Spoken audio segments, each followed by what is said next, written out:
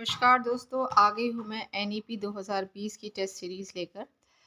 तो ज़्यादा वीडियो लंबा ना हो इसलिए स्टार्ट करते हैं। तो what is the full form of GCED in NEP 2020? तो GCED का फुल फॉर्म गैस कर पाओगे आप लोग? GCED, what is the full form of GCED?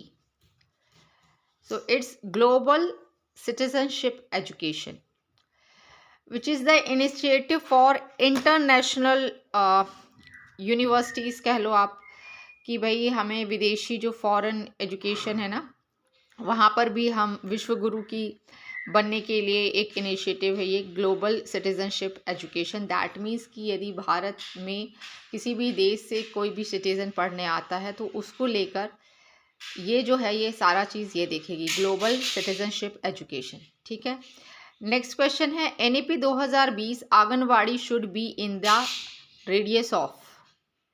That means कि यदि किसी भी, जैसे आज हमारे यहाँ मान लीजिए आंगनवाड़ी मेरे घर से कितने किलोमीटर की दूरी पर होनी चाहिए, तो ये होगी 1.5 किलोमीटर से 10 किलोमीटर के दायरे में आंगनवाड़ी होनी चाहिए। मेरे घर से 1.5 किलोमीटर से 10 किलोमीटर। ठीक है, इसके बाद है what is the GER for grade 6 and 8 according to NEP? Gross enrolment ratio grade 6 से 8 के लिए कितना है अभी 2020 की नीति के तहत? तो इट्स 19.9%। यही चीज़ यदि मैं पूछूं कि 9वीं और 10वीं कक्षा के लिए कितना है, तो ये 79.3। यही मैं पूछूं 11वीं 12वीं के लिए कितना है, तो इट्स 56.5। ठीक है, सो जो भी चीज़, क्योंकि NEP हमारे उसमें है तो NEP में कुछ भी यदि है तो वो हमें पढ़ना है। ठीक है, लास्ट इसके बाद है under the chairmanship of home committee for evolution of the new education policy submitted its report in May 2016। तो मैं आपको बता दूं जानकारी के लिए कि जो के कस्तूरी रंगन जी हैं वो इनकी मृत्यु के बाद चेयरमैन बनाए गए थे। ठीक है, अदरवाइज NEP 2020 जो है वो उसके लिए यही थे पहले, बट ये बीच में इनकी मृत्यु हो गई थी, उसके बाद कस्तूरी रंगन साहब को जो है इसका अध्यक्ष बना दिया गया था। 2016 की जो मई में रिपोर्ट जमा की थी वो किस कमेटी के हेड जो थे वो थे लेट श्री TSR सुब्रमण्यम जी। ठीक है, apart from this the new education policy is based on pillars. How many pillars does NEP have? So मैं आपको बता दूं जो बिगनर्स हैं उनके लिए रहती है मेरी टेस्ट सीरीज। तो जो पिलर्स हैं वो डिफरेंट है। ठीक है, बिल्कुल ही डिफरेंट है, पिलर्स अलग है। जैसे एक दिया है ना एक्सेस, इक्विटी, और एक और दिया है उसमें, वो 3 हमारे क्या हैं, एक दिए है 3 दिए हैं, और ये पिलर्स हैं। ये कितने होते हैं? ये होते हैं टोटल 5। इसका आंसर क्या होगा? पिलर्स कौन कौन से होते हैं? एक्सेस है, इक्वलिटी है, अकाउंटेबिलिटी है, अफोर्डेबिलिटी है, ऐसे करके 5 होते हैं। तो ये आपको पता होने चाहिए। ठीक है, NEP का जो बेस है ना जिसमें 3 दिए हैं वो मुझे भी याद नहीं आ रहा है कि वो 3 है क्या, जो इसमें एक्सेस है वो आप मुझे कमेंट करके बताइएगा, क्योंकि वो अभी मेरे दिमाग में आ नहीं रहे हैं वो 3 चीज़ें हैं क्या, उनको बोलते क्या हैं एक्चुअल में। सो वो अभी मेरे दिमाग में नहीं आ रहा है नहीं, लेकिन मैं जब तक आ नहीं जाएगा ना तब तक मुझे लगेगा कि मैं पढ़ा क्या रही हूँ एक्चुअल में। So let me check. Yes, तो ये जो 3 चीज़ें दी हैं ये विजन है। ठीक है, इक्विटी, क्वालिटी एंड एक्सेस, ये विजन है। तो यदि विजन पूछा जाए तो विजन में है इक्विटी है, क्वालिटी है, एक्सेस है, और अकाउंटेबिलिटी भी ले लिया है। और जो पिलर्स हैं वो 5 हैं पिलर्स। इसके साथ एक और चीज़ जोड़ ली, अफोर्डेबिलिटी, अकाउंटेबिलिटी के साथ अफोर्डेबिलिटी भी है। ठीक है, उसके बाद in the contest of assessment what kind of report card for student has been propose in NEP? अब पहले की तरह नहीं, अब ये आंसर आ गया है 360 degree multi dimensional report card अब दिया जाएगा। ठीक है, अब ये की फैक्ट बताने जा रही हूँ, ये जो मैंने बनाया है कि ABC जो हमारी यूनिट 1 में दिया हुआ है, तो क्या उसमें सिर्फ ये इसका फुल फॉर्म याद करके चले जाओगे या इसकी लॉन्चिंग डेट याद करके चले जाओगे? तो नहीं। एकेडमिक बैंक ऑफ क्रेडिट में आपको पता होना चाहिए कि ये स्टार्ट कब हुआ था। ये 29 जुलाई 2021 को हुआ था। ठीक है, वितांश यहाँ हल्ला नहीं करो।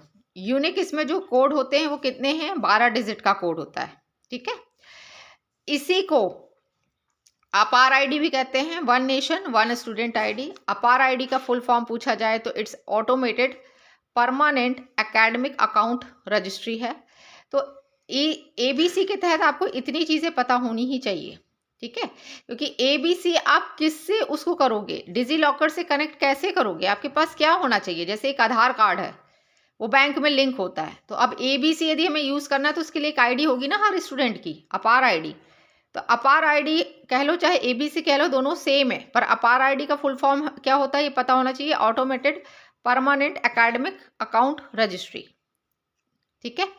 इसके अलावा भी एक और की फैक्ट देते हुए जा रही हूँ आपको।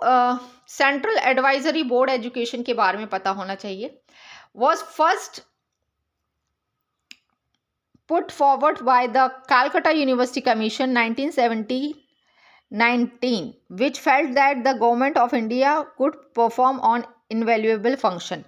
That means कि सबसे पहले शिक्षा को लेके किसने बात करी थी? कैलकाटा यूनिवर्सिटी कमीशन ने। इसने बोला था कि भारत में भी एक central advisory board of education होना चाहिए। तो इस कमीशन के बाद रिकमेंड करने के बाद इंडियन एक्ट 1919 में इसकी बात करी गई। इसके बाद इसको बनाया गया सेंट्रल एडवाइजरी बोर्ड को। उसके बाद इसको अबॉलिश मतलब ख़त्म कर दिया गया 1923 में। उसके बाद फिर इसको रिकन्स्टिट्यूट किया गया किसकी रिपोर्ट पर? तो ये इनका नाम है हार्टोग कमेटी 1928। उसके बाद फिर से रिवाइज होके 1935 में बना। तो सेंट्रल एडवाइजरी बोर्ड के बारे में भी थोड़ा बहुत नॉलेज आपको लेकर ही जाना है, एकदम से वहाँ पे आ जाए CABE। इसका जो शॉर्ट फॉर्म है वो क्या है? CAEB। कब बना? तो वहाँ एकदम ब्लैंक मत हो जाना।